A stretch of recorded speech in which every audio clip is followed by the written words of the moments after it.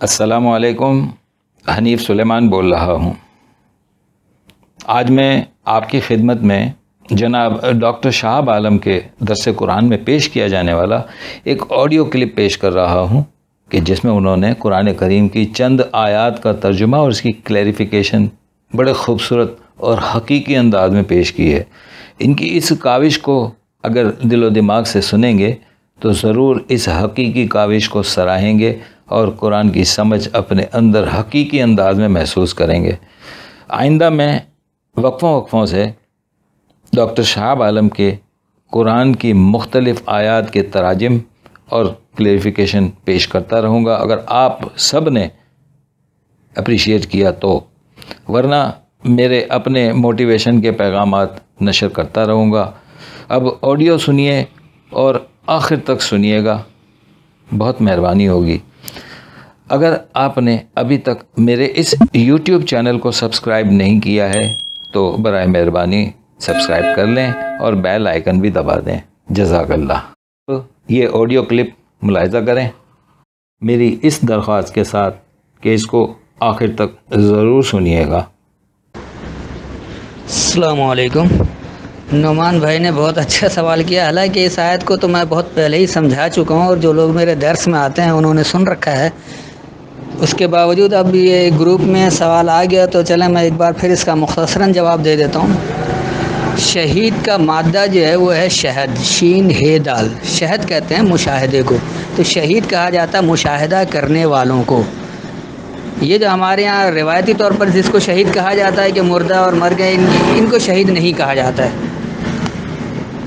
تو ایک تو یہ بنیادی فرق ہے کہ شہد، اچھا دوسرا یہ ہے کہ شہد کے مادے سے قرآن میں 157 آیتیں ہیں۔ اب یقینی سی بات ان سب آیتوں کو بیان کرنے کا مطلب 2-3 گھنٹے چاہیے اور اتنا وقت تو ہے نہیں، لہذا صرف جو 3 آیتیں یہاں پر کوٹ کی گئی میں انہی سے سمجھا دیتا ہوں تاکہ یہ بات سمجھ میں آ جائے۔ تو سب سے پہلے سورہ آل عمران کی آیت نمبر 169 کو دیکھ لیں تو یہیں سے بہت واضح ہے۔ یہاں جو ہے میرے پاس اس وقت حافظ نظر احمد والا ترجمہ ہے، اس کو دیکھ لیں۔ یہاں لکھا ہوا ہے وَلَا تَحْسَبَنَّ الَّذِينَ قُتِلُوا فِي سَبِيلِ اللَّهِ أَمْوَاتًا بَلْ أَحْيَاءٌ عِندَ رَبِّهِمْ يُرْزَقُونَ۔ جو ان کا ترجمہ ہے کہ جو لوگ اللہ کی راہ میں مارے گئے ہیں انہیں ہرگز خیال نہ کرو مردہ، بلکہ وہ زندہ ہیں، اپنے رب کے پاس وہ رزق پاتے ہیں۔ اس روایتی ترجمے سے ایسا لگتا ہے کہ جیسے جو لوگ مر گئے ان کو مردہ نہ کہو اور انہیں رزق دیا جا رہا ہے، تو پھر یہ اللہ کی سنت تبدیل ہو جاتی ہے۔ جبکہ میں نے پہلے قرآن سمجھنے کے اصول میں یہ بتا رکھا ہے کہ اللہ نے صاف کہہ رکھا ہے کہ وَلَن تَجِدَ لِسُنَّتِ اللَّهِ تَبْدِيلًا وَلَن تَجِدَ لِسُنَّتِ اللَّهِ تَحْوِيلًا۔ تم ہرگز اللہ کے طریقہ کار میں، اللہ کی سنت میں کوئی تبدیلی نہیں پاؤ گے اور ہرگز اس کو کبھی تحویل میں بھی نہیں پاؤ گے، یعنی ادھر ادھر ہونا بھی نہیں پاؤ گے یا قبضے میں ہونا بھی نہیں پاؤ گے۔ تو یہ ہو ہی نہیں سکتا کہ شہید کے لیے اللہ کی سنت تبدیل ہو جائے کہ وہ تو زندہ رہیں اور باقی لوگ مر جائیں، تو یہ ایک عجیب سی بات ہو جاتی ہے۔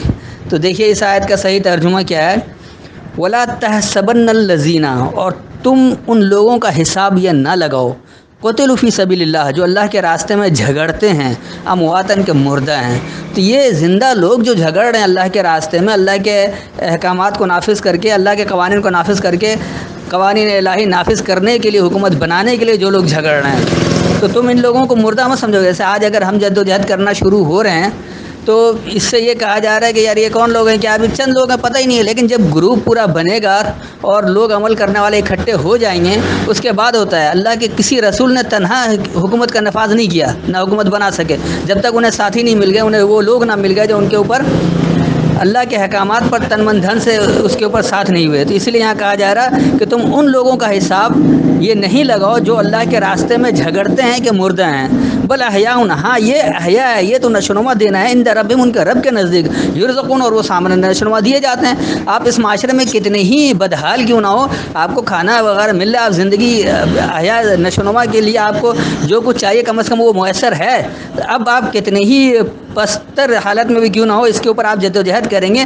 تو یہ نہ کہا جائے کہ ایسے لوگ مردہ ہیں۔ تو یہ تو زندوں کی بات ہو رہی ہے، اس مردے کی تو بات ہی نہیں ہو رہی جو یہاں سے انہوں نے لے لیا۔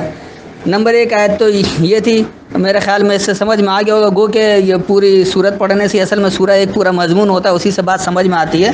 اور یہ سورہ آل عمران جو عمرانی معاہدے کے تحت عمرانی یعنی معاشرتی معاہدہ کیسے ہوتا ہے، معاشرہ کیسے بنایا جاتا ہے، اسی کے اوپر ہے۔ اب آ جائیے اس میں 2 آیتوں کا اور حوالہ دیا جو سورہ حج کی آیت نمبر 58 اور 59 نعمان بھائی نے کوٹ کیا ہے، اس کو بھی دیکھ لیں۔ یہاں ہے 22 کی 58 اور 59، ان دونوں کو دیکھ لیں۔ او ماتوا لیرزقنہم اللہ رزقا حسنا وان اللہ لہو خیر الرازقین، جو ان کا ترجمہ ہے یا مر گئے اللہ البتہ انہیں ضرور اچھا رزق دے گا اور اللہ بے شک سب سے بہتر رزق دینے والا ہے۔ او ماتو، اگر وہ مر جائیں، یہاں سے والذین ہاجروا فی سبیل اللہ ثم قتلوا او ماتوا لیرزقنہم اللہ، جن لوگوں نے اللہ کے راستے میں ہجرت کی پھر مارے گئے، جس کو انہوں نے بریکٹ میں کہہ دیا کہ شہید ہو گئے یا مر گئے، البتہ انہیں ضرور اچھا رزق دے گا اور اللہ بے شک سب سے بہتر رزق دینے والا ہے۔ ایسا لگ رہا ہے جیسے مرنے والوں کو اللہ دے رہا ہے، تو یہ بات نہیں ہے۔ یہاں والذین ہاجروا فی سبیل اللہ، اور جو لوگ اللہ کے راستے میں چھوڑ دیتے ہیں، کیا چھوڑ دیتے ہیں؟ اپنا ہر وہ غلط عمل جو قرآن کے خلاف ہے۔ یہ نہیں کہ علاقہ چھوڑ دیا، جو ہمارے یہاں ہجرت کا مفہوم ہے کہ علاقہ چھوڑ کر دوسرے علاقے میں چلے جائیں، یہ ہجرت ہے۔ یہ بھی ایک ہجرت ہے ضرور، لیکن یہ نہیں ہے۔ اللہ جس ہجرت کی بات کر رہا ہے وہ اپنے اعمال کو چھوڑنے کی بات کر رہا ہے کہ آپ کا غیر قرآنی عمل جتنا بھی آپ اسے چھوڑ دیں۔ تو جن لوگوں نے چھوڑ دیا اللہ کے راستے میں، ثم قتلوا او ماتوا، پھر وہ جھگڑے جائیں یا وہ مر جائیں، لیرزقنہم اللہ رزقا حسنا، تو ضرور اللہ انہیں سامان نشوونما دیتا ہے، سامان نشوونما حسن کارانہ۔ تو یہ مرنے سے پہلے کی بات ہو رہی ہے کہ جو لوگ اللہ کے راستے میں جد و جہد کرتے ہیں، اس کے لیے چھوڑ دیتے ہیں اپنے تمام عمل کو، تو چاہے وہ جھگڑے جائیں یا وہ بے شک مر ہی جائیں، اللہ انہیں ضرور سامان نشوونما دیتا ہے۔ اور سامان نشوونما بھی حسن کارانہ ہوتا ہے، توازن والا ہوتا ہے۔ حسن کا مطلب یہ نہیں کہ خوبصورت، بلکہ جو متوازن ہو ہر طرح سے۔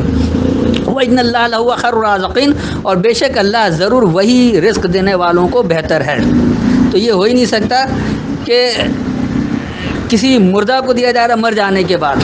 اس کے بعد اگلی آیت اس کو اور واضح کری کہ لَيُدْخِلَنَّهُم مُدْخَلًا يَرْضَوْنَهُ وَإِنَّ اللَّهَ لَعَلِيمٌ حَلِيمٌ، اور وہ البتہ انہیں ضرور ایسے مقام میں داخل کرے گا جسے وہ پسند فرمائیں گے، اور اللہ بے شک علم والا حلم والا ہے۔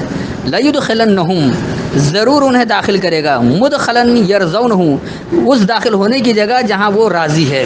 جب اللہ کے احکامات پر سارے کام کریں گے تو یقینی سی بات ہے اللہ کی رضا کے مطابق جو جگہ ہوگی وہیں داخل ہوں گے۔ وَإِنَّ اللَّهَ لَعَلِيمٌ حَلِيمٌ، اور بے شک اللہ ضرور علم والا بردبار ہے۔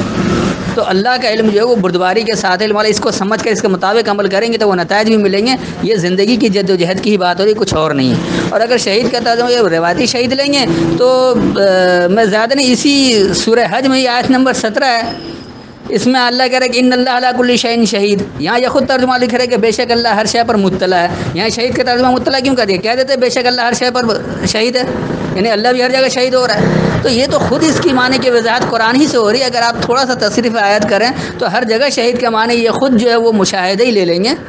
مطلع ہونا یعنی یقینی سی بات ہے، مشاہدہ ہو جانا، اس کی اطلاع ہونا، حالانکہ مطلع بھی لفظ غلط ہے، شہید ہے ہی مشاہدے سے۔ تو جو مشاہدہ کرتا ہے وہی گواہ ہوتا ہے، یعنی گواہی کون دیتا ہے؟ جو دیکھتا ہے۔ جو نہیں دیکھتا ہے، جس کا مشاہدہ نہیں ہوتا، وہ گواہ بھی نہیں بن سکتا ہے۔ تو میرے خیال میں وضاحت ہو گئی ہوگی، کافی زیادہ لمبا کر دینے سے لوگ سنتے بھی نہیں ہیں۔ السلام علیکم۔